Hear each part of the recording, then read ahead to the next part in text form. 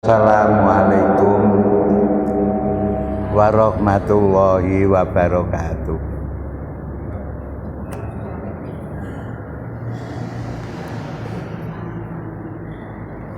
Alhamdulillah alladzi arsala rasulahu bil huda wa dinil haq liyudhhirahu 'alad dini kulli wa kafa billahi syahida. Asyhadu alla ilaha illallah wahdahu la syarikalah wa asyhadu anna Muhammadan abduhu wa rasuluh alladzi la nabiyya ba'dah. Allahumma sholli wa sallim ala nabiyyina Muhammadin ibni Abdillah wa ala alihi wa ashabihi wa man tabi'a huda. Amma ba'du. Jamaah yang berbahagia, alhamdulillah kita bersyukur kepada Allah Subhanahu wa ta'ala setelah kita laksanakan sholat subuh dengan berjamaah, maka sebagaimana biasanya pagi ini kita semuanya akan melanjutkan kegiatan kita ini dengan kajian ayat-ayat Al-Quran maupun hadis-hadis Nabi Muhammad Sallallahu Alaihi Wasallam, dengan pengharapan mudah-mudahan kesemuanya itu senantiasa akan dapat kita jadikan sebagai suatu pedoman untuk melaksanakan aktivitas kita sehingga bisa bernilai sebagai ibadah kita kepada Allah Subhanahu wa ta'ala. Jamaah yang berbahagia, kita semuanya sudah mulai mempelajari tentang ayat-ayat yang berbicara tentang takwa kepada Allah Subhanahu wa ta'ala. Kemarin kita baca ayat yang menerangkan bahwa sesungguhnya takwa itu adalah merupakan suatu ukuran kemuliaan bagi seseorang. Orang akan disebut sebagai orang yang mulia apabila dia betul-betul bisa menjaga ketakwaannya kepada Allah. Di samping itu ada ayat lagi yang menerangkan bahwa sesungguhnya wali-wali yang dimiliki oleh Allah itu adalah terdiri dari orang yang bertakwa kepada Allah Subhanahu wa ta'ala. Pada kesempatan pagi ini akan kita baca anugerah yang diberikan oleh Allah kepada orang yang bertakwa dan sifat-sifat yang dimilikinya, sehingga dengan apa yang sudah disampaikan oleh Allah ini kita semuanya dapat berusaha dengan betul-betul agar supaya ketakwaan yang ada di dalam hati kita masing-masing, semuanya itu senantiasa akan bisa kita jaga dengan sebaik-baiknya. Jamaah yang berbahagia, adapun yang akan saya baca yaitu ayat-ayat yang terdapat di dalam Al-Quran surat Az-Zariyat. Surat Az-Zariyat, surat yang ke-51, mulai dengan ayat yang ke-15. Allah subhanahu wa ta'ala menyampaikan, A'udzu billahi minasyaitonir rajim. Bismillahirrahmanirrahim. Innal muttaqina fi jannati wa uyun. Sesungguhnya orang-orang yang bertakwa itu akan ditempatkan oleh Allah di taman-taman yang mana di situ terdapat banyak sumber-sumber. Jamaah yang berbahagia, balasan yang akan diberikan oleh Allah apabila orang tersebut bisa menjaga ketakwaannya kepada Allah. Di surga nanti akan ditempatkan pada tempat yang di situ terdapat taman-taman yang indah. Jamaah yang berbahagia,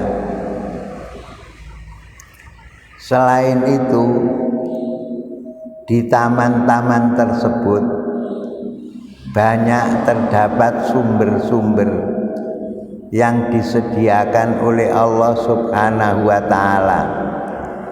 Jamaah yang berbahagia, saya pernah ditanya orang, di Moropelang itu sumber air bagaimana?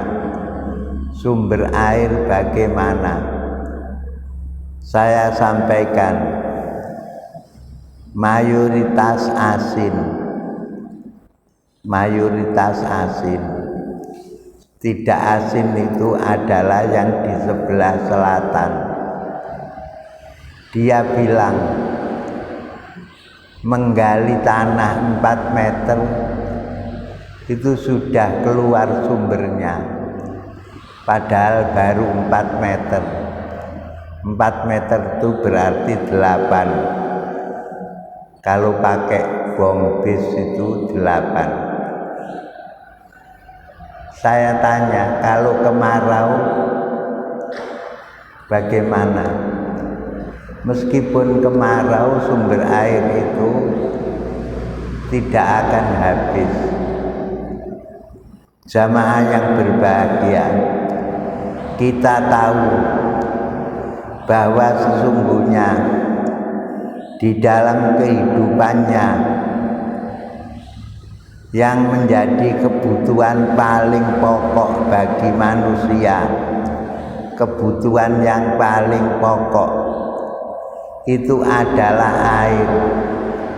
Oleh karena itu banyak sekali ayat-ayat yang ada di dalam Al-Quran di mana di situ disebutkan bahwa sesungguhnya di surga besok itu tajri min tahtihal anhar, akan mengalir di bawahnya itu sungai-sungai. Ada juga fiha ainun jariyah, di dalam surga itu ada sumber-sumber yang mengalir. Jamaah yang berbahagia, ini adalah merupakan anugerah yang diberikan oleh Allah, yang mana pemberian tersebut adalah merupakan sesuatu yang sifatnya pokok. kadang-kadang orang tidak mengerti. Selalu ayat yang membicarakan tentang surga, di situ pasti disebutkan sungai yang mengalir. Orang kadang-kadang karena tidak mengerti, dia menjadi jenuh, bosan. Kok yang diterangkan selalu adalah sungai. Terus dia menyampaikan sebuah permintaan, berikanlah kepada kami peta surga yang baru. Dia minta, jamaah yang berbahagia, karena surga itu adalah merupakan kenikmatan yang diberikan oleh Allah, yang mana kenikmatan tersebut apabila diperbandingkan yang diberikan oleh Allah ini, semua apa yang dirasakan oleh manusia jumlahnya itu baru satu. Innalillahi mi'ata rahmatin. Sesungguhnya Allah itu mempunyai 100 rahmat, 100 nikmat. Dari jumlah yang banyaknya 100 itu, satu diberikan oleh Allah di waktu manusia ini masih berada di dunia. Baru satu. Apabila jumlahnya ada 100, yang diberikan baru satu, berarti masih tersisa 99. Dari apa yang tersisa sebanyak 99 tersebut, nanti ini yang diberikan oleh Allah kepada manusia. Apabila manusia ini nanti akan dibalas oleh Allah dengan balasan surga 99. Jadi kenikmatan-kenikmatan itu belum diterangkan semuanya, tetapi karena kita tidak mau mengerti sehingga menyampaikan kata-kata yang sifatnya ejekan. Tidak saya sebutkan orangnya yang menulis itu di majalah. Sekarang orangnya itu dibesar-besarkan, seolah-olah lupa dengan apa yang sudah disampaikan pada waktu-waktu dulu. Jamaah yang berbahagia, sehingga yang kelihatan itu kebaikannya saja. Oh, tulisannya kok bagus, tetapi tidak mau mengerti kalau dia menulis berikan aku peta surga yang baru. Jamaah yang berbahagia, ini merupakan kalimat yang sifatnya ejekan. Apabila disampaikan semuanya oleh Allah, tidak akan selesai-selesai, karena jumlahnya ada 99. Jamaah yang berbahagia, di dalam ayat tersebut terusannya berbunyi akhidhina ma atahum rabbuhum wa kanu qabla dzalika muhsinin. Mereka akan mengambil apa-apa yang diberikan oleh Allah kepada mereka, apa saja yang diberikan oleh Allah semuanya itu akan dinikmatinya. Diberi begitu karena apa? Wa kanu qabla dzalika muhsinin, dan adalah mereka itu sebelum ini waktu dia masih hidup di dunia muhsinin, adalah orang-orang yang berbuat baik, orang-orang yang selalu berbuat baik. Jamaah yang berbahagia, kebaikan selalu dilaksanakan di dalam hidupnya. Bahkan kebaikan yang dilaksanakan itu sifatnya adalah betul-betul. Sehingga kemarin saya sampaikan tentang ihsan. Ahsana yuhsinu ihsanan, muhsinun, muhsinin, orang-orang yang berbuat baik. Sewaktu malaikat bertanya kepada Nabi tentang ihsan, dijawab oleh Nabi, anta budallaha ka'annaka tarahu fa illam takun tarahu fa innahu yaraka. Ihsan itu ialah kamu beribadah kepada Allah seolah-olah kamu melihat Allah. Tetapi apabila kamu tidak bisa melihatnya, ketahuilah bahwa sesungguhnya kamu selalu dilihat dan diperhatikan oleh Allah. Karena ada perasaan yang begitu, makanya ibadah yang dilakukan itu pasti ibadah yang dilakukan dengan betul-betul dijaga. Bagaimana agar supaya ibadah tersebut dapat dilakukan dengan sebaik-baiknya, itu ihsan. Wa kanu qalilan minal laili ma yahjaun, dan adalah mereka pada waktu malam itu sedikit sekali tidur. Ya, ini sifat orang yang bertakwa. Pada waktu malam tidurnya sedikit. Jamaah yang berbahagia, saya sering menyampaikan, menurut ilmu kesehatan, seseorang itu harus tidur lamanya setiap hari itu 8 jam. Menurut ilmu kesehatan, kalau tidur 8 jam itu kebanyakan.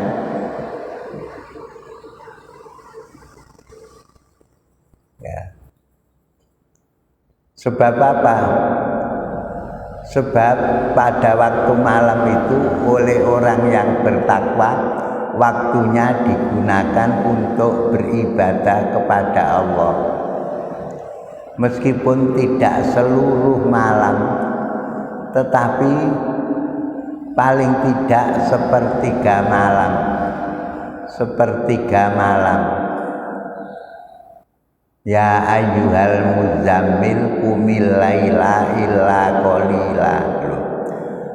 Bangunlah pada waktu malam kecuali sedikit. Berarti yang tidak bangun itu sedikit saja, yang banyak itu yang bangun. Kita belum bisa melaksanakan hal yang seperti itu.